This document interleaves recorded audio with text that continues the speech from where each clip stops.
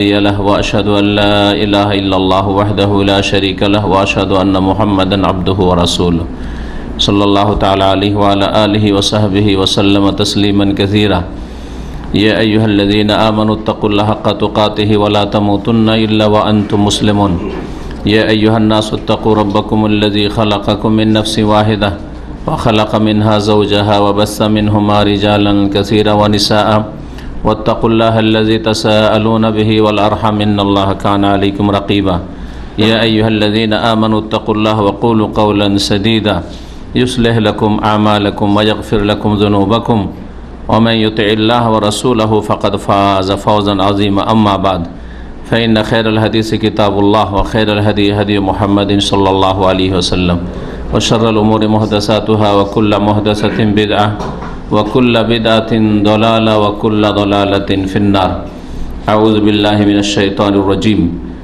بسم الله الرحمن الرحيم والذين لا يدعون مع الله إلها آخر ولا يقتلون النفس التي حرم الله إلا بالحق ولا يزنون ومن يفعل ذلك يلقى أثاما يضاعف له العذاب يوم القيامة ويخلد فيه مهانا إلا من تاب وآمن وعمل عملا صالحا فأولئك يبدل الله سيئاتهم حسنات وكان الله غفورا رحيما মহান আল্লাহ সমস্ত প্রশংসা যে আল্লাহ পাক রব্বুল আলামিন ভালো কথা কাজের নির্দেশ দান করেছেন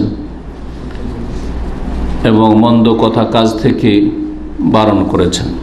সালাত এবং সালাম নাজিল হোক প্রিয় নবী মুহাম্মদুর রাসূলুল্লাহ সাল্লাল্লাহু আলাইহি ওয়াসাল্লামের ওপর, যিনি ভালো কাজের উপদেশ দেওয়ার উদ্দেশ্যে আর অন্যায় মন্দ কথা কাজ থেকে মানব জাতিকে দূরে রাখার উদ্দেশ্যেই রাসূল হয়ে প্রেরিত হয়েছেন।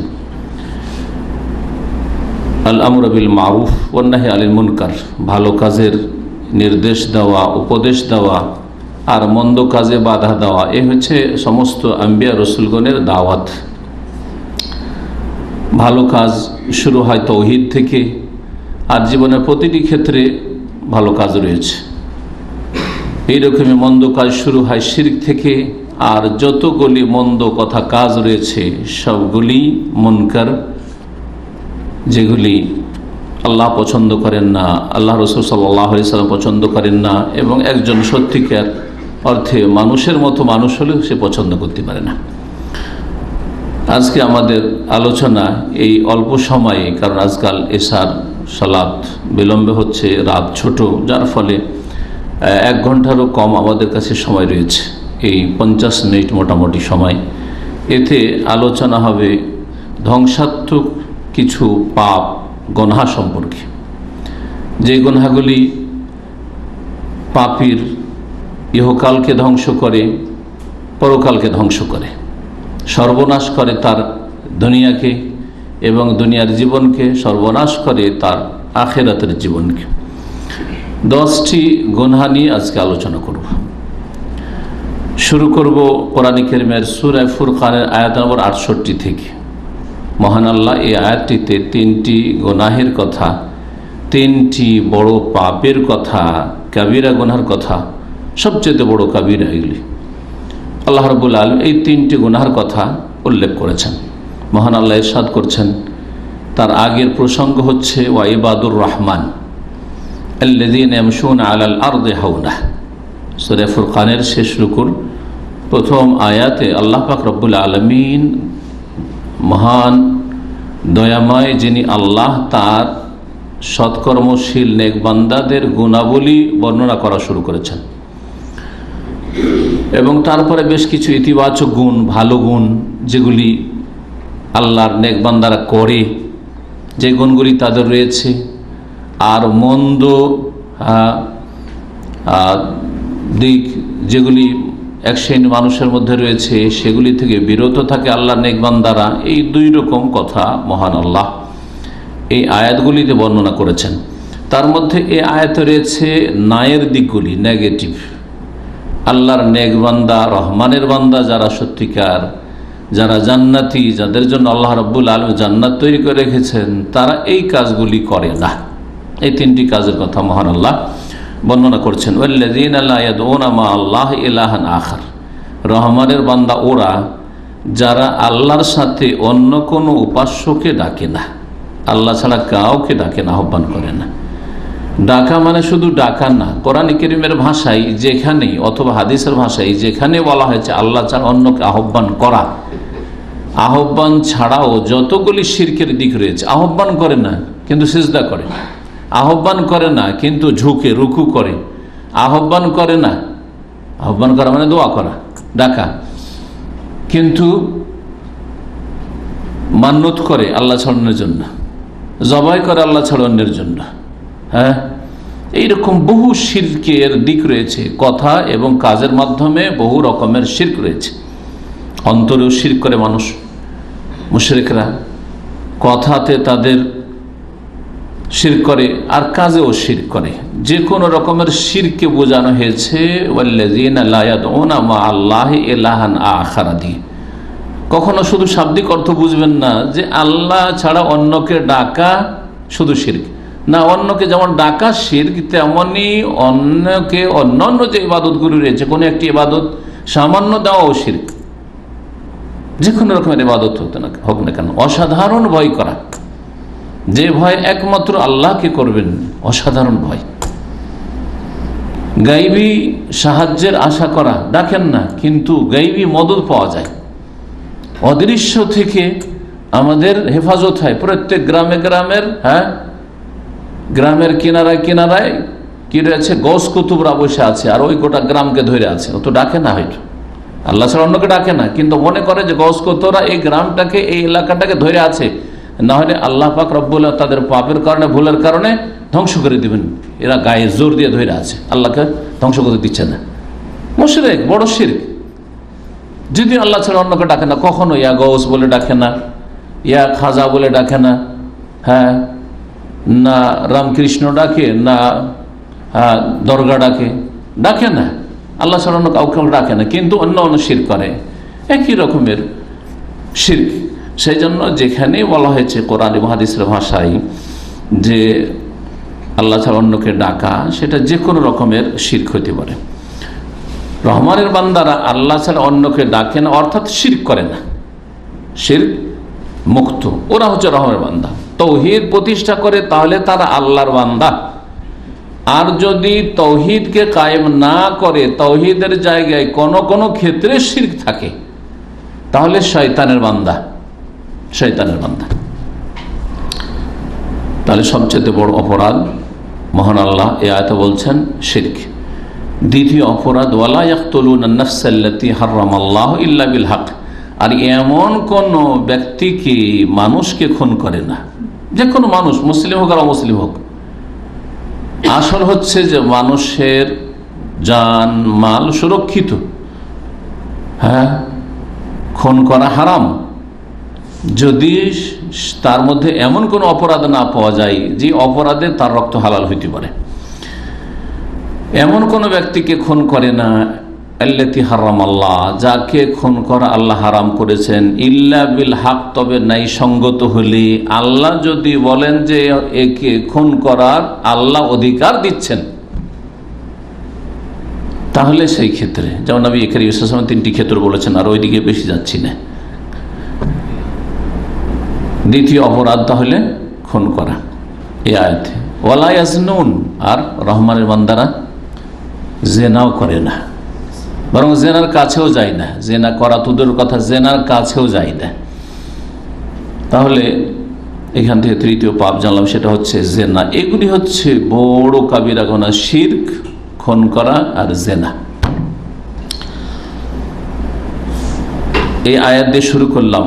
মনে রাখবেন যে একজন মুসলিম কমের পক্ষে কাবিরা গুনাহ থেকে যদি বেঁচে থাকে, তাহলে সেই ব্যক্তি আল্লাহর আযাব থেকে অনেকটাই রক্ষা পাবে। কারণ যেই ব্যক্তি কাবিরা গুনাহ থেকে নিজেকে বাঁচিয়ে রাখতে পেরেছে, সেই ব্যক্তির অনেক নেক আমল আছে, আশা করা যায় যে নেক আমলগিরির মাধ্যমে সাগিরা ছোট ছোট গুনাহগুলি মাফ হয়ে যায়। এর দলিল কোরআন কারীমে রয়েছে এবং রাসূলুল্লাহ সাল্লাল্লাহু আলাইহি ওয়াসাল্লাম বহু হাদিস, যেসব ফজিলতের হাদিস রয়েছে, এই উজুর ফজিলত, আজানের জবাবের ফজিলত, 5 ওয়াক্ত নামাজ পড়ার ফজিলত, মসজিদে হেঁটে যাওয়ার ফজিলত ইত্যাদি বহু আমল ফজিলত রয়েছে, তাই না? গুনাহ মাফ হয়। কিন্তু এই ছোট ছোট গুনাহগুলি মাফ ভালো আমার মধ্যে। যেই ব্যক্তি একজন মুসলিম দেখেন কাবিরা গুনাহ থেকে যদি বাঁচিয়ে রাখতে পারে, তাহলে তার সাগিরা গুনাহগুলি ক্ষমার মেলা ওসিলা আছে, মাধ্যম আছে তার কাছে। এই জন্য কাবিরার কথা কোরআনে কারিমে আল্লাহ রাব্বুল বড় গুনার কথা কয়েকটি আয়াতে বর্ণনা করেছে। তার মধ্যে একটি আয়াত এখানে উল্লেখ করি, সূরা নাজমের আয়াত নম্বর 32। মহান আল্লাহ ইরশাদ করছেন যে আল্লাহ রাব্বুল আলামিন অসৎ লোকদের লিয়াজজিয়াল্লাযিনা আসাউ বিমা আমিলু, যারা মন্দ কাজ যে লিপ্ত হয়, মন্দ কথা বলে, মন্দ কাজ করে, তাদেরকে আল্লাহ রাব্বুল আলামিন তাদের মন্দের বদলা দিতে চান। এই জন্য আল্লাহ সৃষ্টি করেছেন দুনিয়া এবং আখেরাত, আসমান জমিন এই জন্য কায়েম হয়েছে। তার আগে আসমান জমিনের কথা আল্লাহ বলে উল্লেখ করেছেন 31 নম্বর আয়াত, যে খারাপ লোকদেরকে, যারা খারাপ কাজ করে, খারাপ কথা বলে, তাদেরকে খারাপের আল্লাহ বদলা দিতে চান। না হলে আসমান জমিনের কোনো প্রয়োজন ছিল না, দুনিয়া আখেরাতের কোনো প্রয়োজন ছিল না, রাত দিনের কোনো প্রয়োজন ছিল না। আল্লাহ রাব্বুল আলামিন লিয়াজজিয়াল্লাযিনা আসাউ বিমা আমিলু ওয়ায়াজজিয়াল্লাযিনা আহসানু বিল হুসনা, এবং যারা ঈমানদার সৎকর্মশীল তাদেরকে ওয়ায়াজজিয়াল্লাযিনা আহসানু বিল হুসনা, আর যারা সৎকর্মশীল তাদেরকে কি করবেন? বিল হুসনা, ভালো বদলা দেবেন। হুসনা মানে জান্নাত, কোরআনের ভাষায় হুসনা মানে হচ্ছে জান্নাত। একাধিক আয়াত রয়েছে, এক জায়গায় রয়েছে আল্লাহ রাব্বুল আলামিন সৎকর্মশীলদের লিল্লাযিনা আহসানুল হুসনা, যারা সৎকর্মশীল তাদের জন্য আল হুসনা রয়েছে, জান্নাত রয়েছে, ওয়া জিয়াদা, এবং তাদের জন্য বোনাস রয়েছে, যেটা আল্লাহ পাকের দর্শন বা দিদার বা সাক্ষাৎ জান্নাতে। তো হুসনা মানে জান্নাত কোরআনের তাফসীর, কোরআনের ভাষায়। যারা ভালো মানুষ তাদের জন্য কি রয়েছে? জান্নাত রয়েছে। কারা ভালো মানুষ? পরে আয়াত নম্বর 32 আল্লাহ বলছেন আল্লাযীনা ইয়াজতানিবুনা কাবায়িরাল ইসম, যারা বড় গুনাহগুলি থেকে বেঁচে থাকে। তাহলে জান্নাত পাওয়ার জন্য অন্তত সাধারণ ভালো মানুষ হওয়ার জন্য কাবিরা গুনাহ থেকে বেঁচে থাকতে হবে। আল্লাযীনা ইয়াজতানিবুনা কাবায়িরাল ইসমে, যারা কাবিরা গুনাহগুলি থেকে বেঁচে থাকে, ওয়াল ফাওয়াহিশা, এবং অশ্লীল কথা কাজ থেকে বেঁচে থাকে। যেই খারাপ কাজগুলিতে অশ্লীলতা রয়েছে, নোংরামি রয়েছে, জেনা ব্যভিচার, জেনা ব্যভিচারের কাছাকাছি যাওয়া, প্রেম করা, বেগানা মহিলাদের সাথে প্রয়োজনের বেশি কথা বলা, অথবা উলঙ্গ অর্ধ উলঙ্গ চলাফেরা করা, পুরুষ অথবা নারীর সমকামিতা ইত্যাদি, এগুলি হচ্ছে ফাহিশা, যেগুলি একজন রুচিশীল মানুষকেও কাফের হইলেও তার প্রকৃতিকে খারাপ লাগে, যে না এগুলো খারাপ কাজ। রাস্তাঘাটে যদি বিবস্ত্র হয়ে কেউ চলাফেরা করে, তো একটা কাফের কি ভালো লাগবে? কিন্তু কাফের রুচি যদি বিকৃত হয়ে যায়, সেই উলঙ্গ চলাফেরা করে, তাহলে তো তাকে খারাপ লাগে। তো পশুর মতো, পশুর কাপড় লাগে না, কুকুর শিরগালের কাপড় লাগে না। তো ওই রকম চরিত্রের যখন হয়ে যাবে, এত নিচে নিয়ে যাবে, তখন তার তো প্রকৃতি নেই, প্রকৃতি তার বিকৃত হয়ে গেছে। আল্লাহ রাব্বুল এখানে কাবিরা গুনাহ থেকে বাঁচার কথা, অশ্লীল কথা কাজ থেকে বাঁচার কথা বললেন।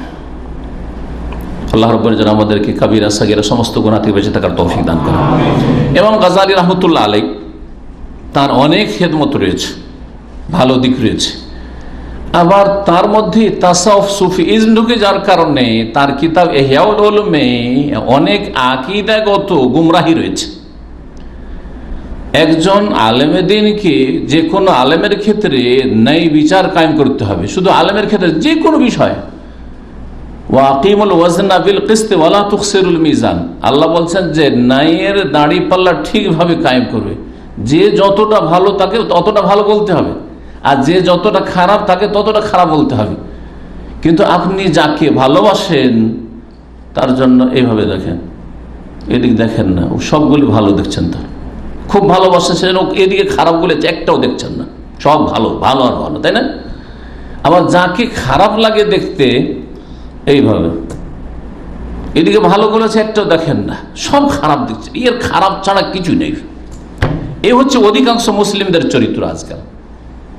এতে থেকে যে নিজেকে বাঁচাতে পারলো না, সেই ব্যক্তি সত্যিকার মুসলিম হতে পারেনি, এবং কিয়ামতে ফেঁসে যাবে অবিচারের পাপের কারণে। তার মধ্যে সুবিচার নেই। আপনাকে সুবিচার করতে হবে। একজন আলেমের সম্পর্কে যখন আলোচনা করব, একজন ইমাম সম্পর্কে, ইমাম গাজালি সম্পর্কে আলোচনা করব, তার ক্ষেত্রে সুবিচার হচ্ছে এই যে তার কিতাবে অনেক ফায়দার কথা আছে, কিন্তু সেটা ভালো ভালো আলেমদের জন্য, জনগণের জন্য না। কারণ জনগণ বুঝে না যে কোনখানে আকীদার গুমরাহি আছে, বড় ধরনের গুমরাহি আছে, যাতে ঈমান হারিয়ে যাওয়ার ভয় আছে। সুতরাং সেখানে গিয়ে এমন কাদাতে গিয়ে আছাড় খেয়ে পড়বে যে ওর থেকে আর উঠতে পারবে না, গুমরাহির কাদায় গিয়ে ডুবে যাবে, নাপাকিতে ডুবে যাবে। সুতরাং জনগণকে এই জন্য যেসব আলেমদের আলোচনাতে অথবা লিখনীতে, বই পুস্তকে ভালো কথা আছে আর মন্দ কথা আছে। বাংলাদেশে অনেক আলেমরা আছে, ভালো ভালো কথা বলে, বলে না? বলে না? আবার আকীদার ক্ষেত্রে অনেক গুমরাহিও আছে। এদিকে কবর মাজারের বিরুদ্ধে বলে, আবার ওদিকে ইরানের পক্ষে বলে, বলে না? বলে না? আদর্শ খোমেনি যে কুফরির নেতা, তাকে বলে ইমাম খোমেনি। ওদের বক্তব্য শুনলে গুমরাহ হয়ে যাবেন আপনি, জনগণ। এটা আলেমরা শুনতে পারে, শোনার পরে ওর ভালোটা নেবে, খারাপগুলোকে ছেড়ে ফেলবে। কিন্তু আপনি তো বুঝেন না যে কোনটা ভালো, আপনি প্রভাবিত হয়ে গেছেন ওর ভালো কথা শুনে। এই জন্য এইরকম আজকালকার আলেমরা হোক অথবা আগের আলেমদের কথাই হোক বা ইমামদের কথা হোক, যাদের আকীদা মানহাজেই ভুল ত্রুটি আছে, তাদের কথা জনগণ শুনবে না, পড়বে না। আলেমরা শুনবে, আলেমরা পড়বে, যাতে করে তার জাস্টিফাই করতে পারে যে তার কতটি নিব, কতটি নিব না, কোন কথাটা নেওয়া যাবে কোরআন হাদিস সম্মত, কোন কথা কোরআন হাদিস বিরোধী। তো ইমাম গাজালি খুব গুরুত্বপূর্ণ কথাই গুনহা সম্পর্কে বলেছেন, কথাগুলি খুব উপকারী। সুতরাং আপনাদের সামনে সে কথাগুলি পেশ করছি। বলছেন তিনি যে আন্না আসলাল মাসি আনহাসার ফি মাসারাতিন আরবাহ, যতগুলি পাপ আছে, পাপগুলির 4টা রুট আছে। প্রত্যেক মানুষের পাপ আছে, কারো কম, কারো বেশি, কারো সাগীরা আছে, অধিকাংশ লোকেরই কাবিরা আছে। আবার কাবিরা, সব কাবিরা কারো মধ্যে আছে, কারো মধ্যে কোনো কোনো দিক থেকে কাবিরা আছে, সব কাবিরা নেই হয়তো। কাবিরা হোক আর সাগীরা হোক, গুনহা রুট হচ্ছে 4টি রুট আছে। এক একটা রুট থেকে এক এক রকমের গুনহা বেরিয়ে আসে। যেমন রাস্তায় একটা রুট এদিকে গেল, একটা রুট এদিকে গেল, একটা এদিকে গেল, ওই রকম এক এক রুট থেকে এক এক রকমের গুনহা, একরকম শুধু না, অনেকগুলি গুনহা আসে এক একটা রুট। 4টা রুট, আর গুনহা তো অনেক আছে, গুনহা তো অনেক আছে। তো এক এক রুট থেকে বেশ কিছু গুনহা বেরিয়ে আসে। একটি রুট হচ্ছে এমন, যেই রুট থেকে মানুষের মধ্যে যখন ওই রুটটা থাকে, তখন সেখান থেকে অহংকার বেরিয়ে আসে, দাম্ভিকতা, প্রশংসাকে ভালোবাসা, যে আমার লোকেরা গুণ গায়ক পছন্দ করে, কাজ যতটা করে তার চেয়ে বেশি গুণ গাওয়া চাই, যেমন লোকে গুণ গায়ক সবাই। তারপরে নিজেকে বড় মনে করা, সবাইকে ছোট মনে করা, এই অহংকারের দিকে। শুধু মানুষকে না, এটা যখন সীমা ছড়িয়ে যায় তখন আল্লাহর সামনে অহংকার করে, রাসূলুল্লাহ সাল্লাল্লাহু আলাইহি ওয়াসাল্লাম সম্পর্কে অহংকার করে, আল্লাহর দ্বীনের সামনে, বিধানের সামনে অহংকার করে, ওহীর সামনে অহংকার করে। যার ফলে আল্লাহর সামনে যে অহংকার করে সে কুফরি করে, নাস্তিক হয়, সে শিরক করে, সে আল্লাহ রাব্বুল বিধানের সামনে সে মাথা উঠায় যে না, এটা মানা যাবে না, এটা পারা যাবে না, এটা করা যাবে না, এটা কি করে হইতে পারে। করে না? করে না? এক শ্রেণীর লোকেরা আল্লাহর সামনে অহংকার করে, নামাজ পড়ে না, সেজদা করবো কেন? এত বড় মানুষ আমি, হ্যাঁ, এত শিক্ষিত মানুষ, একজন প্রফেসর, একজন বৈজ্ঞানিক, আর একজন দেশের নেতা, হ্যাঁ, এত পয়সাওয়ালা, আবার মাটিতে সেজদা করতে হবে না? জনগণের সামনে গিয়ে, মুসল্লিদের সাথে গিয়ে নামাজ পড়তে হবে না? আউযুবিল্লাহ, নামাজ থেকে তাকে দূরে করে দিল, দিন থেকে দূরে করে দিল, এই অহংকার। রাসূলুল্লাহ সাল্লাল্লাহু আলাইহি ওয়াসাল্লাম যখন অহংকার চলে আসে, তখন রাসূলুল্লাহ সাল্লাল্লাহু আলাইহি ওয়াসাল্লাম হাদিসের কথা পেশ করলে তার ব্যক্তিগত মতের কথা পেশ করে, বা তার মুরব্বীর মতের কথা পেশ করে। করে না? করেন না? এদিকে বলছেন হাদিসে আছে, বলছেন আমাদের মযহাবে আছে, বলছেন আমার পীর সাহেব তো এরকম বলেছেন, হ্যাঁ, আমাদের হুজুররা কি জানে না? ওগুলো তাদের দলিল। অহংকার রাসূলুল্লাহর সামনে, দ্বীনের সামনে। এই একটা রুট, পাপের রুট। আর এতে এত গুনাহ আছে যেই গুনাহগুলি মুহলিকাত, তিনি বলছেন ওয়াহাযিহি যুনুবুন মুহলিকাত, এই গুনাহগুলি অহংকার, দাম্ভিকতা, এগুলি মানুষকে ধ্বংস করে ফেলে। এই অহংকারের কারণে ফেরাউন ধ্বংস হয়েছে না হয় নাই? রাষ্ট্রীয় ক্ষমতার অহংকার আল্লাহকে অস্বীকার করিয়ে দিল, অহংকারে অস্বীকার করেছে। রবি যদি হয়তো আমি রব বলেছে না, বলে নাই? কারণ ধনের দাপটে অস্বীকার করলো, তাই না, আল্লাহকে, আল্লাহর দিনকে। এইভাবে যুগে যুগে আবু জাহেল, আমি এই মক্কার নেতা, এই মোহাম্মদের কথা শুনবো, মানে অহংকার ধ্বংস করেছে। আনহা, অথচ এই রুটটা থেকে অনেকে গাফেল হয়ে রয়েছে। অনেক মুসলিমের আছে, মুসলিম শুধু না, আলেম সমাজ, জি, বক্তা, লেখক, আমার মতো কেউ লেখক নেই, আমার মতো কেউ সুবক্তা নেই, হ্যাঁ, মিষ্টিভাষী নেই, আমি হচ্ছি এই, আমার মতো কোনো মুফতি নেই, হ্যাঁ, আমার মতো আছে কে, জানে কে, আমার মতো বুঝে কে, ধ্বংস করেছে। দ্বিতীয় রুট, যেই রুট থেকে হিংসা পয়দা হয়, ওই রুটটা থেকে হিংসার পাপ আসে, সীমালঙ্ঘন, জুলম, অত্যাচারের পাপ। তারপরে চতুরি, এগুলি, ধোঁকা দেওয়া, প্রতারণা করা, কপটতা, মুনাফিকি, ওপরে এক রকমের চেহারা, এক কথা, ভিতরে আর এক রকম। এগুলো পয়দা থেকে এই দ্বিতীয় রুট থেকে পয়দা হয়। দ্বিতীয় আর একটা রুট আছে, ইমাম গাজ্জালী রহমতুল্লাহ আলাইহি বলছেন এই রুটটা তাহলে বন্ধ করতে হবে। এই রুটগুলি আপনাকে বন্ধ করতে হবে। যে হিংসাটা আসছে কোত্থেকে? ও আমার থেকে বড় হয়ে যাচ্ছে, সেজন্য হিংসা। হ্যাঁ, আমি ওর সম্পর্কে বাড়াবাড়ি কথা বলছি কেন? কারণটা কি? আমার মধ্যে রোগটা আছে তাহলে আমার মধ্যে। এই যে আমি ধোকাবাজি করছি, ধোকা দিচ্ছি কেন? ধোকা দিচ্ছে? নিশ্চয় ব্যাকগ্রাউন্ড কারণ আছে, ধোকা দিচ্ছেন কেন? আপনি মুনাফিকি করছেন, ভাওতাবাজি করছেন, নিশ্চয় পিছনে কারণ আছে। কপটতা, মুখে একরকম কাজে আর এক রকম কেন? ভিতরে এক কথা, মুখে এক কথা কেন? এই রুটটা আপনাকে বন্ধ করতে হবে যদি পাপ থেকে মুক্ত হতে চান। এই রুট খোলা, রাস্তা খোলা, তাহলে গাড়ি চলবে। বুঝতে পারছেন না? রাস্তা খোলা তো গাড়ি চলবে, লোকজন চলবে, ওই রকমই পাপ আসবে। যদি এই রাস্তা খোলা রাখেন আপনার মধ্যে, তাহলে পাপ তো আসতে থাকবে, এইরকম পাপগুলি। তৃতীয় রুট আছে, বলছে মা ইয়াহদুসু মিনহা আশ-শাররু ওয়াল হিরসু বা শারাহ, যেটা দিয়ে লোভ, লালসা, অতি লোভী। দেখেছেন লোভীদেরকে? লোভী, এত লোভী যে একটা যদি কোনো কিছু পড়ে পেয়ে যায়, ধর একটা মোবাইল পড়ে গেছে 50 টাকা, তাও ছাড়বেন না, উঠিয়ে নিয়ে যাবে। দামি হইলে তো বলতে হবে না, তাই না? লোভ সামলাতে পারে না, যার ফলে নিয়ে গেল। লোভ সামলাতে পারে না, খেয়ে দিয়ে একটা করে পার্সেল বেঁধে নিয়ে যাবে। লোভী। এদিকে কিছু লোক খাবার পাচ্ছে না, ওইদিকে ও বেঁধে নিয়ে যাবে, ওটা ঠিক আছে। লোভ, এই পাপগুলি হয় এই দিক থেকে, এই রুট থেকে হয়। এইরকমই কুপ্রবৃত্তি, মানুষের যে মনের খারাপ চাহিদা আছে পূরণ করা, এই রুট থেকে বেরিয়ে আসে। মনের অনেক খারাপ চাহিদা আছে, কুপ্রবৃত্তির অনুসরণ। এই দিক থেকে, এই রুট থেকে পয়দা হয় ব্যভিচার, প্রবৃত্তি চাইছে, যৌন চাহিদা। যুবক না হলেও এখনো শরীরে ওইরকম চাহিদা আছে, শারীরিক চাহিদা আছে, সেই চাহিদা পূরণ করতে হবে। যখন বৈধভাবে পাচ্ছে অথবা অবৈধর আর তার কাছে পার্থক্য থেকে যায়নি, কারণ সেই রুটটা তার খোলা আছে, যার ফলে স্ত্রী থাকলেও জানা হচ্ছে অনেক সময়।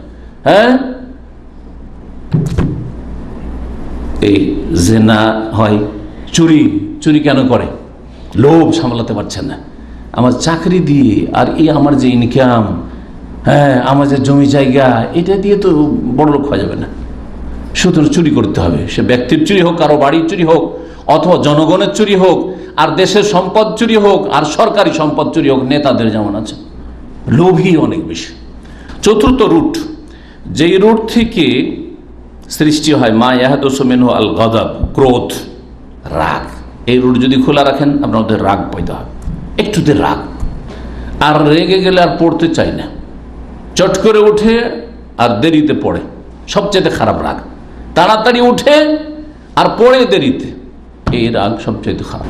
বিদ্বেষ, হিংসা, আক্রোশ, এইরকম এই রুট থেকে পয়দা হয় খুন করা। মানুষের যখন রাগ ওঠে তখন না খুন করে, না খুশি হয়ে কেউ খুন করে?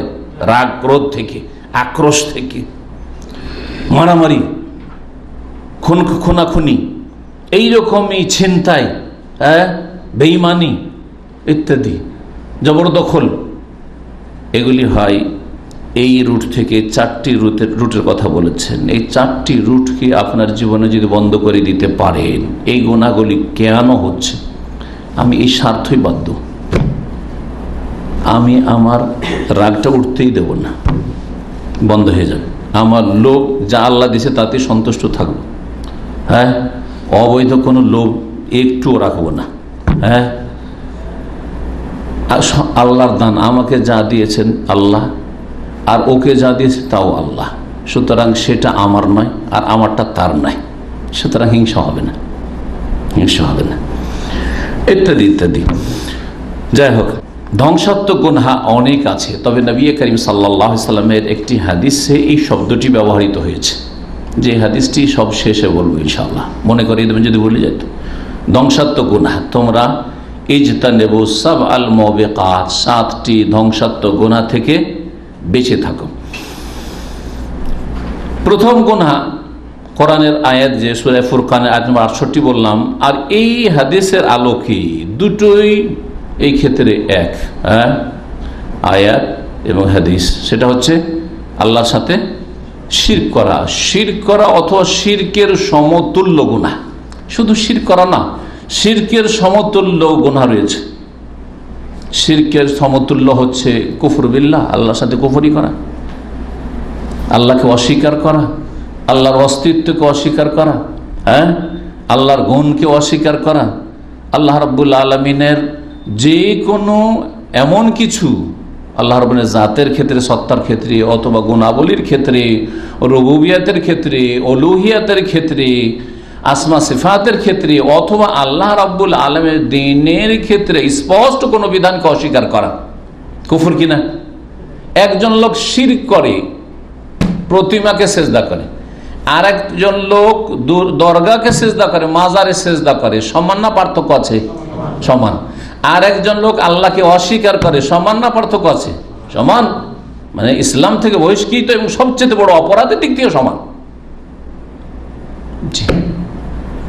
আর একজন লোক আল্লাহর অস্তিত্ব অস্বীকার করে না, কিন্তু আল্লাহর কোন একটি বিধানকে অস্বীকার করে। আমি সব পারবো, 5 ওয়াক্ত নামাজ পড়তে পারবো না, 1 ওয়াক্ত নামাজ অস্বীকার করে, শিরকের সমান নয়? না, ও তো 4 ওয়াক্ত পড়ছে, মানছে, কলেমা পড়ছে, না না সমান, সে কাফের। একজন লোক বলছে যে ভাই আমি খিদা বরদাস্ত করতে পারি, সেজন্য রোজাটা মানতে পারছি না, কাফের কিনা? কাফের। একজন কৃপণ বলছে আমাকে রোজা রাখিয়া না, অসুবিধা না, নামাজ পড়িয়া না, অসুবিধা না, আরো বেশি করে নামাজ পড়িয়ে দেবো, কিন্তু আমি টাকা যাকাত দিতে পারবো না, কাফের কিনা? কাফের। একটা বিধান অস্বীকার করেছে। একজন মহিলা বলছে আমি সব মানবো, আমি হেজাব মানবো না, এই যুগে হেজাব মানা যাবে না, কাফের কিনা? আরেকজন বলছে আজকাল যারা বেদিন, যে ইসলামের সময় মানা যাবে, দণ্ডবিধানগুলি আজকাল অচল, চলবে না, চোরের হাত কাটা ওইসব চলবে না, সব বর্বরত, ওগুলো হচ্ছে মধ্যযুগীয় কাজ, এগুলো এখন চলবে না, কাফের কিনা?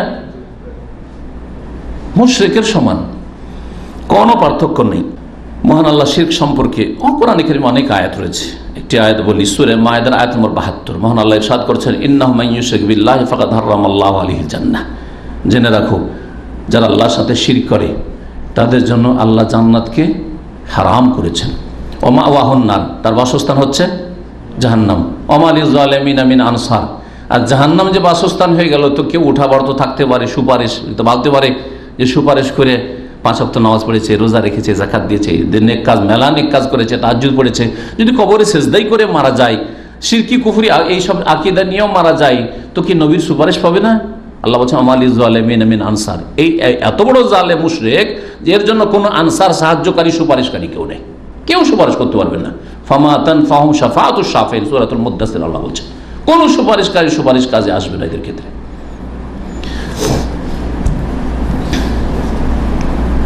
বলে শিরক কুফরি বললাম।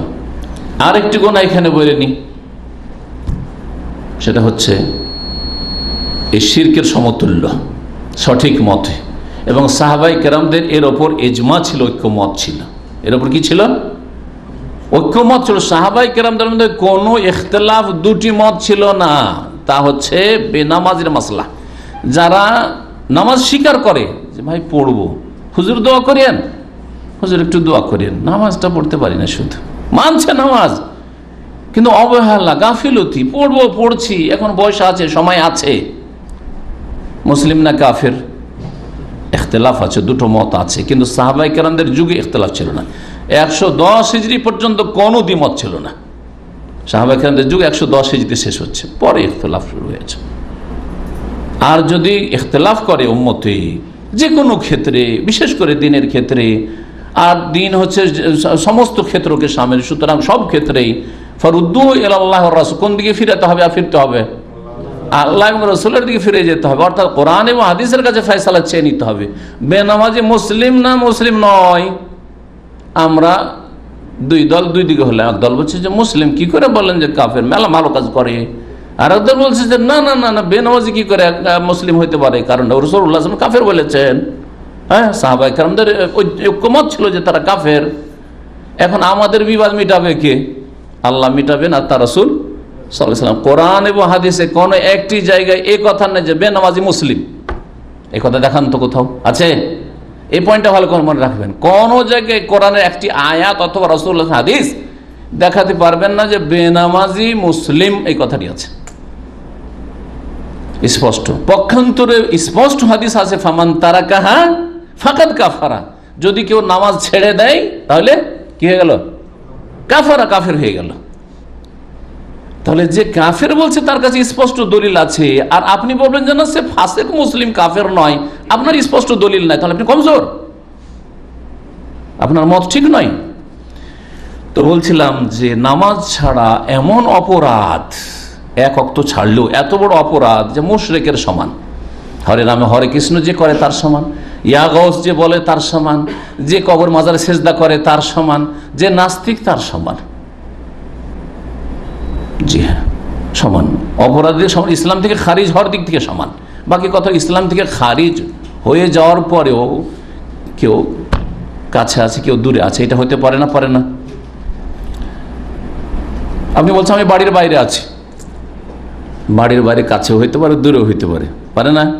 বাড়ির বাইরে মানে বাড়ির বাইরে, বাড়ির বাইরেই, গেটের বাইরে এখানে আছেন, ঠিক না? আবার বাড়ির বাইরে 10 কিলোমিটার দূরে হইতে পারেন। হ্যাঁ, হইতে পারে না, পারে না? ঠিক ওই রকম বুঝবেন না। বেনামাজি কাফের মানে বলছে না যে একটা লোক আল্লাহকেই মানে না, ওর মতো না, কিন্তু কুফরি দিক থেকে সমান, কুফরি দিক থেকে সমান। বাকি কথা হলো কুফুরের মধ্যে বিভিন্ন স্তর আছে, শিরকের মধ্যে বিভিন্ন স্তর আছে। জি হ্যাঁ, স্তর আছে, বড় শিরক বিভিন্ন স্তর আছে। একটি লোক 10 রকমের শিরক করে, একটি লোক 1 রকমের শিরক করে, দুজন সমান হবে নাকি? একটা লোক একবার জিনা লিপ্ত, আর একজন 10 বার, সমান নাকি? ঠিক ওই রকমই আল্লাহ রাব্বুল আলামিন শিরকের গুনাহ মাফ করেন না। কেউ যদি শিরকি আকীদা রাখা অবস্থায় বা শিরকি আমলের অবস্থায় মারা যায়, তওবা ছাড়া। ইন্নাল্লাহা লা ইয়াগফিরু আন ইউশরাকা বিহি ওয়া ইয়াগফিরু মা দুনা যালিকা লিমান ইয়াশা, নিশ্চয়ই আল্লাহ মাফ করবেন না তার সাথে শিরক করা হলে। ওয়া ইয়াগফিরু মা দুনা যালিকা, শিরকের নিচের গুনাহ, মা দুনা, শিরক ছাড়া নয়, শিরক ছাড়া অন্য গুনাহ মাফ করতে, তাহলে নাস্তিকতার গুনাহ মাফ করবে? হ্যাঁ, দিনকে অস্বীকার করার গুনাহ মাফ করবেন, দিনের হুকুম হাকাম অস্বীকার করার কথা গুনাহ মাফ করবেন না? মা দুনা মানে নিচের, শিরকের নিচের যদি কোনো গুনাহ হয় তো মাফ করতে পারেন, পারবেন, করবেন আল্লাহ, কিন্তু লেমাইয়াশা, সকলকে নয়, সকল অপরাধীকে না, বরং যাকে আল্লাহ চাইবেন এবং যতটা শাস্তি দিয়ে চাইবেন না, বিনা শাস্তিতে চাইবেন, সেটা আল্লাহর ইচ্ছা।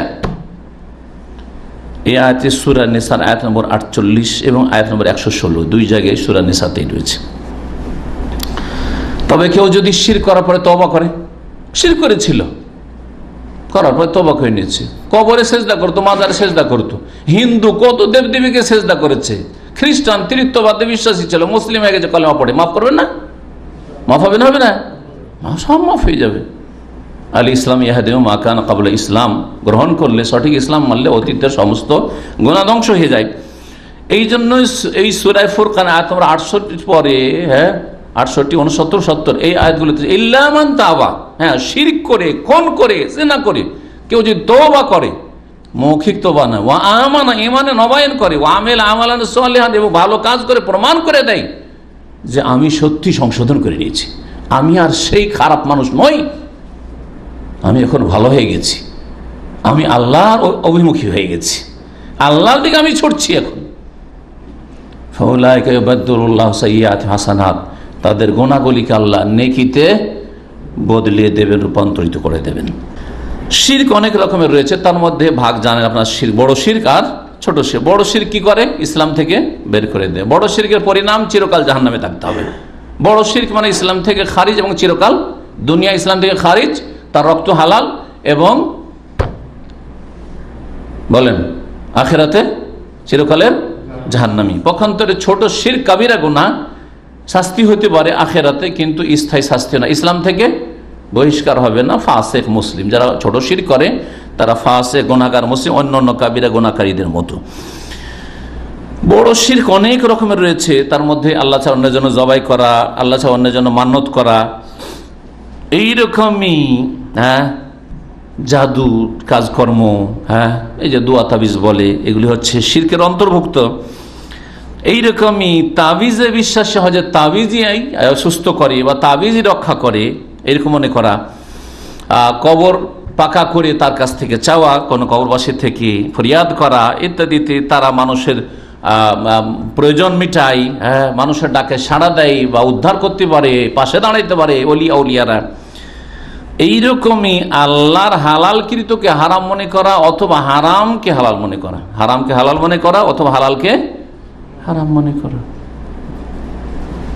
জেনা, ধর্ষণ হইলে হারাম, আর যদি সম্মতি হয় সাবালিকা তাহলে অসুবিধা নেই, সাবালক সাবালিকা বেরিয়ে গেছে, অসুবিধা কি, কোর্টে গেল, জেনা করার পরে গেছে কোর্টে, কোনো অপরাধ না, বয়স ঠিক আছে তো, বয়স ঠিক আছে, অসুবিধা নেই, বিয়ে পড়িয়ে দাও, ঠিক না, কোনো অপরাধ কি না। যদি এই বিশ্বাস রাখে তাহলে এটা কুফরি, শিরক এটা।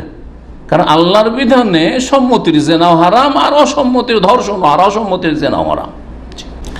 ছোট শিরকের মধ্যে বেশ কিছু বিষয় রয়েছে, যেমন হালকা লোক দেখানো, লোক শোনানো কাজ। ফুল লোক দেখানো নয়, ফুল লোক দেখানো হলে বড় শিরক হবে।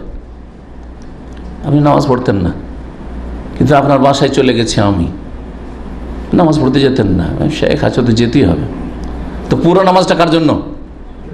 আল্লাহর জন্য, আমার জন্য, আমার স্বার্থে, সুতরাং বড় শিরক এই নামাজ পড়া। ভালো করে শুনে রাখেন, এই জন্য অনেকে মনে করে লোক দেখানো নামাজ ছোট শিরক, না, ছোট শিরক নয়। ফুল নামাজটাই হইলো ফুল, রোজাটাই হইলো ফুল, দান খায়রাতটাই হইলো কার জন্য? মানুষের জন্য, কোনো মানুষের জন্য, বড় শিরক। আর ছোট শিরক কখন হবে? না, নামাজ পড়তো, কিন্তু নামাজ পড়তে গিয়ে দেখছে যে একজন বড় মানুষ, অমুক শেখ অথবা আমার বাপ অথবা শ্বশুর আমার নামাজটা দেখছি যে কেমন নামাজ পড়ে জামাই, তখন নামাজটাকে একটু সুন্দর করে সাজিয়ে পড়ছেন, লম্বা সিজদা, লম্বা রুকু, লম্বা তেলাওয়াত, বোঝা গেছে না? এটা হচ্ছে শিরক আসগার, ছোট শিরক কাবিরা গুনাহ, ইসলাম থেকে খারিজ করবে না। এইরকমই অলৌকিক লক্ষণ মনে করা, আর অলৌকিক লক্ষণের শিরক আমাদের দেশে প্রচুর রয়েছে। আল্লাহ ছাড়া অন্যের কসম করা, দানার কসম, দানা ছেয়ে বলছি, ছেলের গায়ে হাত দিয়ে, স্বামীর গায়ে হাত দিয়ে, সব শিরক। কাবার কসম না, কাবার রবের কসম বলবেন, কাবার কসম শিরক। কাবা হচ্ছে পাথর। কয়টি গুনাহ বললাম? শিরক বিস্তারিত বললাম। আর আরেকটি কোরআনের আয়াত আলোচনা করেছি, খুনের গুনাহ, তাই না? খুনের গুনাহ। আর আরেকটি কি বলেছি? জেনা। তাহলে 3 নম্বর জেনা হয়েছে। এই খুনের বিষয়টিকে একটু বলবো। আর তার আগে নবী সাল্লাল্লাহু আলাইহি ওয়াসাল্লামের ওই হাদিসটিতে ধ্বংসাত্মক গুনাহর কথা যে বলা হয়েছে, তাতে রয়েছে সেহর। শিরকের পরে কিসের কথা রয়েছে? আর শিরকু, তারপরে অসেহর, জাদু। জাদু ধ্বংসাত্মক গুনাহ কেন? এই জন্যই ধ্বংসাত্মক গুনাহ যে জাদু হচ্ছে বড় শিরক। জাদু বড় শিরক করা ছাড়া কখনো হয় না। বড় শিরক করা ছাড়া জাদুটো না হয় না, বান মারা হয় না, দোয়া তাবিজ, দেশি ভাষায় দোয়া তাবিজ, বিষয়টিকে হালকা করে দেওয়ার জন্য, হ্যাঁ, একটু রুচিশীল করে দেওয়ার জন্য অমুককে দোয়া তাবিজ করেছে। দোয়া তো আল্লাহর কাছে আমরা দোয়া করি, তো হালকা হয়ে গেল। আর তাবিজ এক শ্রেণী অল্প কিছু লোক, আমাদের মতো সহি আকীদার লোক যারা আছে, আমাদের কোরআন হাদিসের অনুসারী সত্যিকার, তারাই তাবিজটাকে শিরক মনে করে। বাকি তো আমাদের দেশের মৌলবি সাহেব হুজুরা তো তাবিজ ব্যবসা, এটা হচ্ছে তাদের একটা পেট ব্যবসা, তাই না, ধর্ম ব্যবসা। তো ওখানেও তাবিজ জায়েজ তাদের কাছে, কোরআন হাদিসের দোয়া দিয়ে হইলে, সূরা কালাম দিয়ে হইলে। তাহলে দিল সেহের জাদুর মতো কুফরিটাকে কত হালকা করে, বুঝছেন না? এভাবে বহু পাপকে আমাদের সমাজে হালকা করে দেওয়া হয়েছে। সেহের, জাদু টোনাকে দোয়া তাবিজ বলে হালকা করে দেওয়া হয়েছে। দাড়িকে সুন্নাত বলে হালকা করে দেওয়া হয়েছে। হ্যাঁ, করা হয়েছে না, হয়নি? জর্দা, তামাককে আর ধূমপানকে মাকরু বলে হালকা করে দেওয়া হয়েছে। অসুবিধা নেই, অসুবিধা নেই, তাই না? অথচ হারাম। দাড়ি ওয়াজিব, দিল সুন্নাত, সুন্নাত মানে রাখতে হবে না, সুন্নাত মানে রাখতে হবে না। খুঁজে পাওয়া যায় না, খুঁজে পাওয়া যায় না দাড়ি মুসলিম সমাজে, ইল্লা মাশাআল্লাহ, ইল্লা রহিম আল্লাহ। আল্লাহ যার রহম করেছে তাকে দাড়ি রাখা তৌফিক দিয়েছে। জাদু যে কুফরি এবং শিরক, এর দলিল কোরআনে কারিমে রয়েছে। সূরা বাকারা আয়াত নম্বর 102 এ লম্বা আয়াত রয়েছে, শুধু ওই কুফরির কথাটি যেখানে রয়েছে ওটাই বলছি। ওমা কাফারা সুলাইমান ওয়ালাকিন্না শায়াতিনা কাফারু। মহান আল্লাহ বলছেন যে সুলাইমান আলাইহিস সালাম কুফরি কাজ করেন নাই, শয়তানরা বরং কুফরি কাজ করেছে। ইউআল্লিমুনান নাসা সিহর, কেন শয়তানরা কুফরি কাজ করেছে, কিভাবে? বলছে তারা লোকদেরকে কি করত? সেহের, জাদু শিখাইতো। তাহলে জাদু শিখানো, জাদু শিখা এবং শিখানো কি কুফর, আল্লাহ বলছেন। আর সুলাইমান আলাইহিস সালাম জাদুর বলে রাজত্ব, আংটির বলে রাজত্ব, এগুলো কুফরি আকীদা। আমাদের এক শ্রেণীর জাহেল ওয়াইজ বক্তারা বয়ান করে যে সুলাইমান আলাইহিস সালাম রাজত্ব একটা আংটি দিয়ে চলতো, এই জন্য আজকাল আংটির মেলা দাম আছে মূর্খ লোকদের কাছে। খাস খাস আংটি, এই আংটিতে অনেক গুণাগুণ আছে। এগুলো শিরকি আকীদা, শিরকি আকীদা এগুলি। এই একটি কথা কুফরি। তারপরে হারুত মারুতকে আল্লাহ তাদের পরীক্ষার জন্য পাঠিয়েছিলেন, তারা জাদু শিখেতো, কিন্তু বলতো যে দেখো শিখিয়ে দিলাম কিন্তু প্রয়োগ করিও না, প্র্যাকটিক্যাল করিও না। ইন্নামা নাহনু ফিতনাতুন, আমরা তোমাদের জন্য পরীক্ষা স্বরূপ। ফালা তাকফুর, কুফরি কাজ করিও না। একথা বলেন ফালা তাসহার, জাদু করিও না। জাদুকে কি বলা হয়েছে এখানে? কুফর বলে, ফালা তাকফুর। তাহলে এই আয়াতেই দুটো দলিল রয়েছে যে জাদু হচ্ছে কি কুফর। এই জন্য জাদুকরের শাস্তি হচ্ছে মৃত্যুদণ্ড। মৃত্যুদণ্ড, জাদুকর যদি ধরা খায় তো মুসলিম শাসকের জন্য ফরজ যে জাদুকরকে হত্যা করবে। আরো দলিল শুনে, দুনিয়াতে তো কাফের জাদুকর, যে জাদু শিখায় বা জাদু করায়। জাদু শিখেন না আপনি, কিন্তু একজনকে, ওঝাকে বললেন যে অমুককে একটু করতে হবে, বান মারতে হবে, অমুকে এই ক্ষয়ক্ষতিটা আমি করতে চাই, তোমাকে করে দিতে হবে, এত টাকা নেব। আপনি করাইলেন কারো মাধ্যমে, আপনিও বড় কুফরি করলেন, শিরক করলেন, কুফর। দুনিয়াতে কাফের আর আখিরাতে চিরকালের জাহান্নামী। আখিরাতে চিরকালের জাহান্নামী এর দলিল কি? আয়াত থেকে দলিল বলছি। ওই আয়াতের শেষ অংশ, ওয়ালাকাদ আলিমু লামান ইশতারাহু মা লাহু ফিল আখিরাতি মিন খালাক। আল্লাহ বলছেন যে তারা ভালো করে জানতো, সুলাইমান আলাইহিস সালামের যুগে শয়তানরা, মানুষ শয়তান, জিন শয়তান যারা জাদুর কাজকর্ম করত, যে লামান ইশতারাহু, যা তারা ক্রয় করেছে, মানে যেসব কার্যক্রম তারা করছে জাদুর, মা লাহু ফিল আখিরাতি মিন খালাক, যে তাদের জন্য আখিরাতে কোনো অংশ নেই জান্নাতে। আখিরাতে কোনো অংশ নেই তাদের জন্য জান্নাতে, চিরকালের জন্য জাহান্নামে থাকতে হবে। চিরকালে জাহান্নামে থাকে কে? ফাসিক থাকে না, মুসলিম হলে থাকে না, থাকে না। তাহলে কাফের মুশরিক, যে জাদুকর হচ্ছে কাফের মুশরিক এবং চিরকালে জাহান্নামী। আরেকটি পাপ জেনা। জেনা ব্যভিচার সম্পর্কে বিস্তারিত বলার সময় নেই, কারণ আমি 10টা বলার ওয়াদা করেছি, প্রথম দিকে এখন আছি। তবে মনে রাখবেন যে জেনার একটি দিক বলছি শুধু, জেনা মানুষের ব্যক্তি জীবনের ক্ষেত্রে, পারিবারিক জীবনের ক্ষেত্রে, চরিত্রের ক্ষেত্রে দুনিয়াতেও লাঞ্ছিত করে এবং আখিরাতেও লাঞ্ছিত করবে। জেনা এমন পাপ যাতে দুনিয়াতেও বড় লাঞ্ছিত, সারা জীবন লাঞ্ছিত থাকে, সে লাঞ্ছিত থাকে, তার গোটা বংশধর লাঞ্ছিত থাকে, থাকে না, থাকে না। রাস্তা দিয়ে গেলে 25-30 বছর হয়ে গেছে ওই জেনার ঘটনা, গ্রামওয়ালা জানতো, সবাই বলে যে এইটা ওই অমুক লুচ্চাটা রে, বলবে না, বলবে না? হ্যাঁ, আচ্ছা, শুধু নিজেকে লাঞ্ছিত করলো না, ওর বাপ মা, এটা ওই লুচ্চার বাপ না, বলবে না, বলবে না? হ্যাঁ, এটা অমুকের ছেলে না, এই যে ধরা খেয়েছিল এতদিন আগে, এটা অমুকের ছেলে না, এইটা এই মহিলা অমুকের মা না, ওই লুচ্চার মা না। দেখেন, বাপকে লাঞ্ছিত, মাকে লাঞ্ছিত, স্ত্রীকে লাঞ্ছিত, ছেলে মেয়েকে লাঞ্ছিত। আরে মরে গেছে জেনা ব্যভিচার করে, বলছে অমুক লুচ্চার ছেলে, এগুলো অমুক লুচ্চার মেয়ে, ধর ওর বাড়ি ছেলের বিয়ে দেবো না। করবে না, করবে না? সুবহানাল্লাহ, গোটা বংশকে লাঞ্ছিত করে দুনিয়াতে আল্লাহ লাঞ্ছিত করেছেন, এবং এই জেনাকারীর কারণে তার গোটা বংশকে লাঞ্ছিত করেছেন আল্লাহ রাব্বুল আলামিন। এই তো দুনিয়ার লাঞ্ছনা, আখিরাতে যে কত লাঞ্ছনা রয়েছে হাসরের মাঠে অসংখ্য মানুষের সামনে, এবং জাহান্নামে যেতে হবে। আর এই কোরআনের আয়াতে 3 নম্বর সে কাবিরা গুনাহ বলে আল্লাহ উল্লেখ, ওয়ালা ইয়াজনুন ওয়ালা তাকরাবুজ জিনা ইন্নাহু কানা ফাহিশা, জেনার কাছেও যেও না।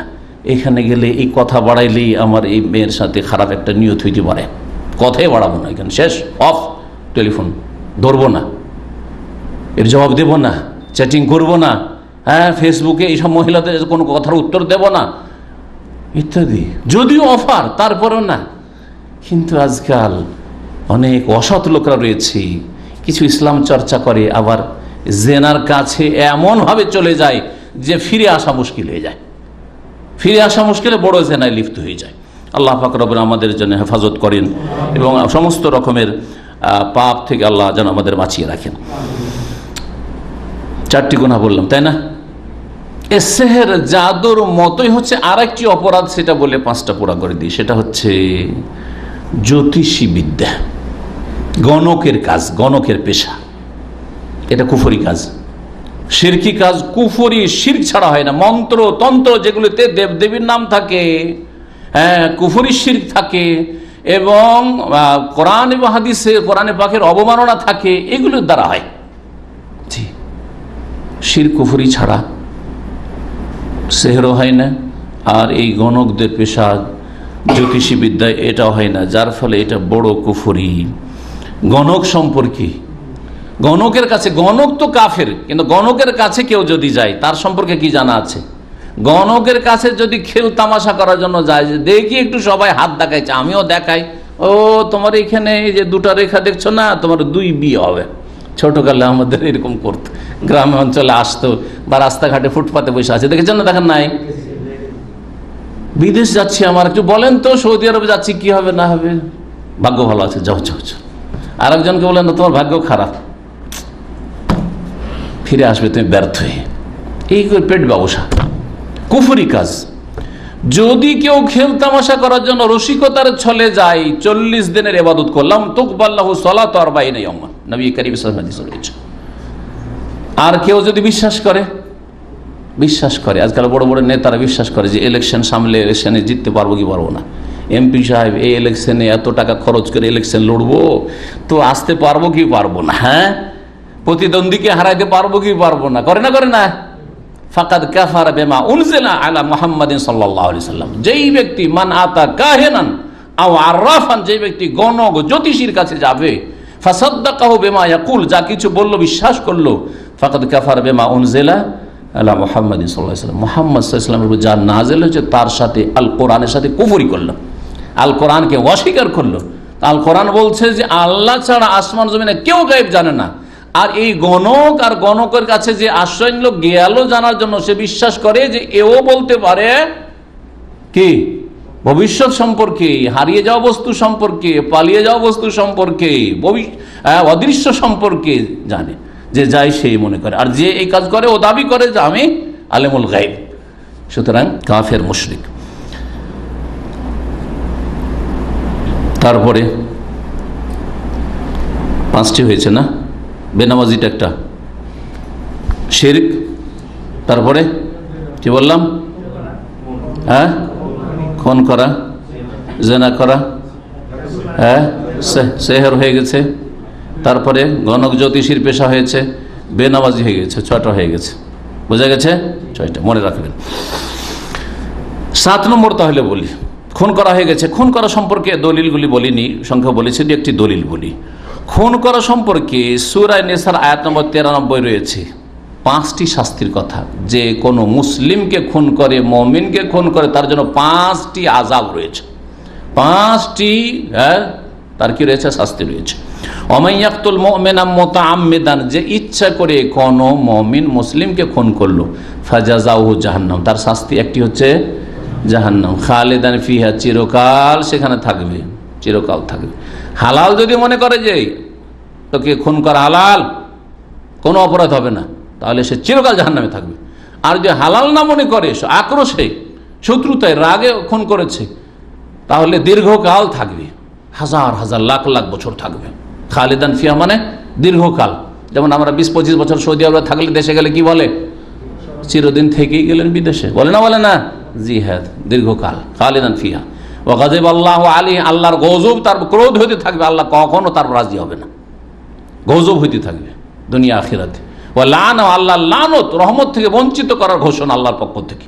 ওয়া লানাহু ওয়া আ'আদ্দা লাহু আযাবান আযীমা, মহা শাস্তি, আল্লাহ বড় শাস্তি খুনির জন্য প্রস্তুত করে রেখেছেন। আর মুসলিম দেশে বেশি খুন হচ্ছে, মুসলিমদের হাতে বেশি খুন হচ্ছে। বর্তমান যুগের পত্রপত্রিকা প্রচার মাধ্যম যদি দেখেন, মুসলিম দেশে খুনের ঘটনা বেশি আর মুসলিমরা খুনি বেশি। কেন? কোরআন থেকে তাহলে কত দূরে সরে গেছে, আখিরাত থেকে কত নির্ভীক হয়ে গেছে, কোনো ভয় নেই আখিরাত বলি, যে 5টা শাস্তি ইন্তেজারে আছে, অপেক্ষায় আছে। আল্লাহু আকবার। দুনিয়াতে আল্লাহ পাকের গজব, লানত, আর আখিরাতের শাস্তি।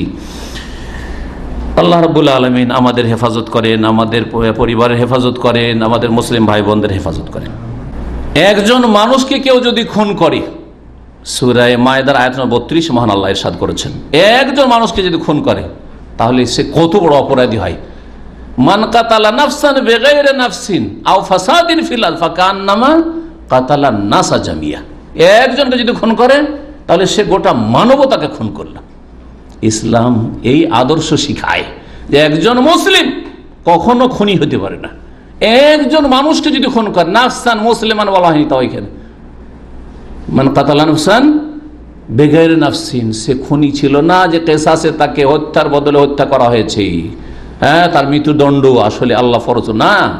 বিনা অপরাধে কোন ব্যক্তিকে, অপরাধ মানে এমন অপরাধ না যে তার জন্য মৃত্যুদণ্ড, যদি কোনো মানুষকে হত্যা করে, মুসলিম অমুসলিম, সে গোটা মানব জাতিকে হত্যা করলো, এত বড় অপরাধ করলো। কারণ যে একবার একজন মানুষকে হত্যা করতে পারবে, সে এই রকমের পরিস্থিতি হলে সব মানুষকে হত্যা করতে পারবে, সে যেন সমস্ত মানবতাকে হত্যা করলো। সুতরাং মুসলিম কখনো খুনি হতে পারে না, মুসলিম কখনো সন্ত্রাসী হতে পারে না, মুসলিম কখনো জঙ্গি হতে পারে না, আল্লাহ যদি রক্ত হালাল না করেন কখনো হালাল মনে করতে পারে না, মুসলিম কখনো বাড়াবাড়ি করতে পারে না, মুসলিম কখনো সীমা লঙ্ঘন করতে পারে না। যতই শত্রুতা, কুফরি শত্রুতা আছে, সে কাফের অন্তরে শত্রুতা আছে, সেজন্য তার বহিঃপ্রকাশ খুন করবেন না, কখনো না। অনেক সময় ইসলামে ঘৃণা রাখতে বলা হয়েছে, পাপীকে ঘৃণা করতে বলা হয়েছে, কিন্তু ঘৃণা প্রকাশ করতে বলা হয়নি। কথাটা অনেকে বুঝেন না, যার ফলে হেকমায় গিয়ে ভুল করেন। পাপীকে ঘৃণা করবেন না, করবেন না। আবার বিদাতীদের মতো বলবেন না যে পাপকে ঘৃণা করো, পাপীকে ঘৃণা করিও না, এটা অনইসলামিক কথা, বিদাতি মূর্খদের কথা। পাপকেও ঘৃণা করতে হবে আর পাপীকেও ঘৃণা করতে হবে, কিন্তু ঘৃণা করতে হয় মুখ দিয়ে না, এখান দিয়ে, অন্তরতে ঘৃণা হয়। কোরআন হাদিসে এই কথা মানে ঘৃণা প্রকাশ করো, তাকে বলো যে তোমাকে ঘৃণা করি, যেহেতু তুমি চুরি করো সেজন্য, তুমি মিথ্যা কথা বলো সেজন্য, তুমি মুনাফিক সেজন্য তোমাকে ঘৃণা করি, বলতে বলা হয়েছে নাকি? এই কথাগুলি বুঝে না, এই জন্য দিনকে পূর্ণরূপে বুঝার চেষ্টা করতে হবে। এটা হচ্ছে দিনের ফিকহ, দিনের জ্ঞান। অন্তর অবশ্যই একজন সিগারেট খাচ্ছে, ঘৃণা করবেন না, করবেন না? জর্দা খাচ্ছে, ঘৃণা করবেন না, করবেন না? মদ খাচ্ছে, ঘৃণা করবেন কি করবেন না, করবেন না? রাস্তা দেখছেন ধোঁয়া ছাড়ছে, ঘৃণা করবেন কি করবেন না? কিন্তু ওকে বলবেন যে তুমি ধোঁয়া ছাড়ছো সেজন্য তোমাকে ঘৃণা করি, বলতে হবে? মারামারি লেগে যাবে, গায়ে জোর ওদের, দল ভারী ওদের, সুতরাং মারামারি শুরু হয়ে যাবে, তাই না? তার ঘৃণা অন্তরে রাখতে হবে, কিন্তু ঘৃণা প্রকাশ করতে হবে। কথা বল, বেনামাজিকে ঘৃণা করবেন কি করবেন না?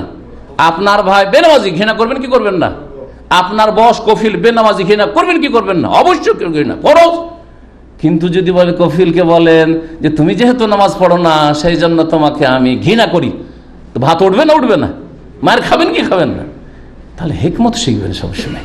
ঘৃণা অবশ্যই করতে হবে, ঘৃণা করা ফরজ, ঘৃণা প্রকাশ করা জায়েজ নাই সব ক্ষেত্রে। হ্যাঁ, যেখানে প্রকাশ করে ওষুধ হতে পারে, চিকিৎসা হতে পারে, সেখানে প্রকাশ করবো।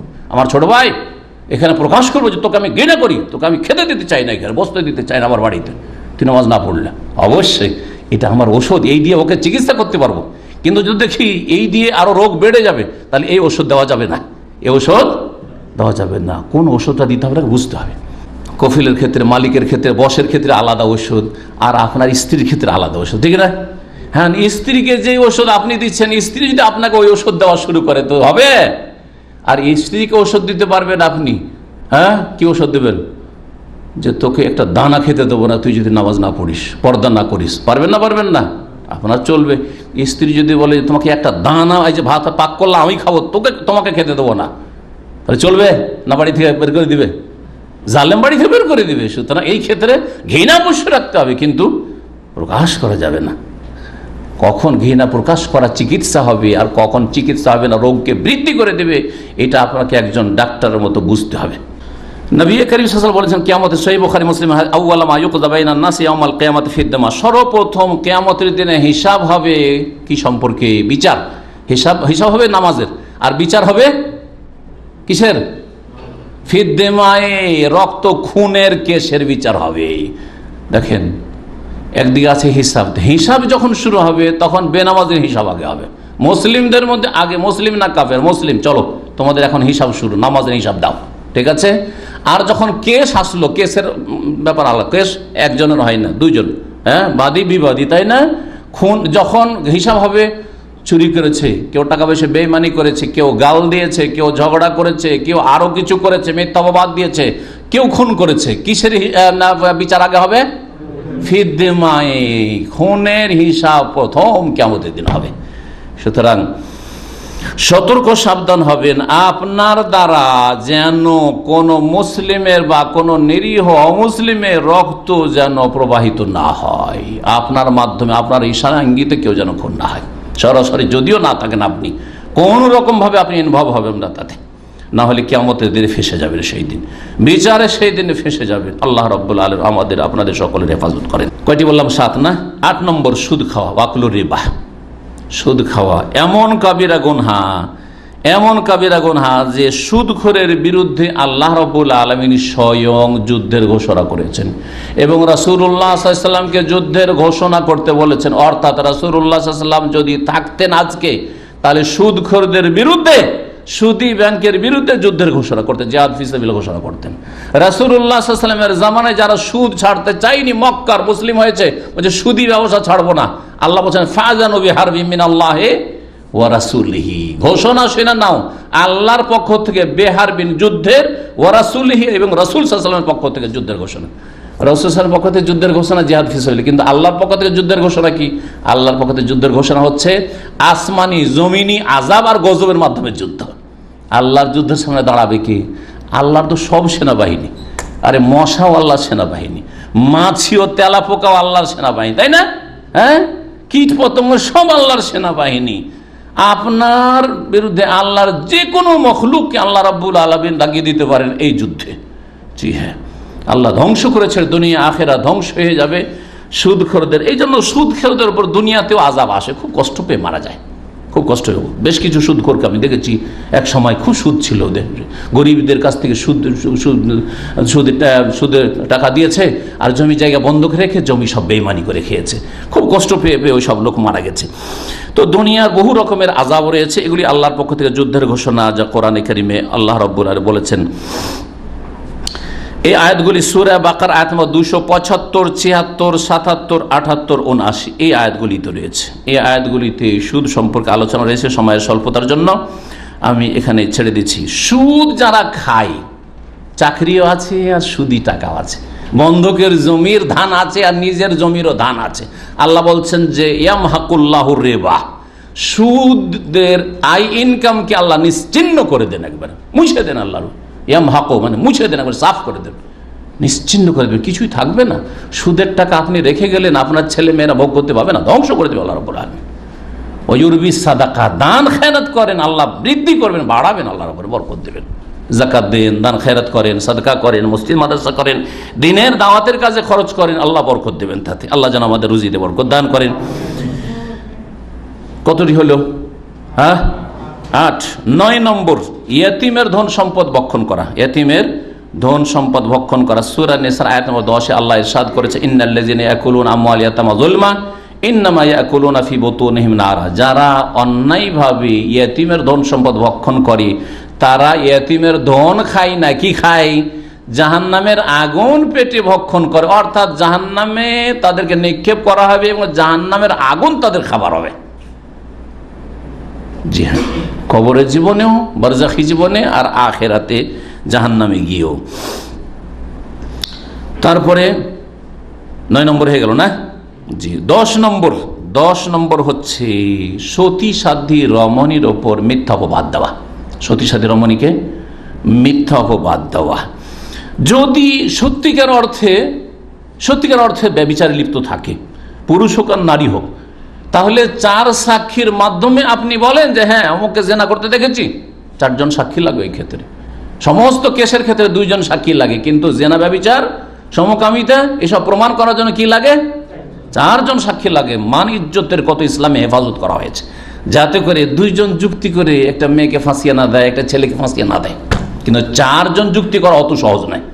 গ্রামের 4 জন একমত হয়ে যাবেন, হ্যাঁ হইলে এগুলো বেদিন, তাহলে এদের সাক্ষী নেওয়া যাবে না। বেনামাজি হয়তো নেওয়াই যাবে না সাক্ষী, হ্যাঁ বেদিন নেওয়াই যাবে না। 5 ওয়াক্ত নামাজ পড়ে 4 জন আর একমত হয়ে ডাহা মিথ্যা কথা বলে দিব, অসম্ভব, তাই না?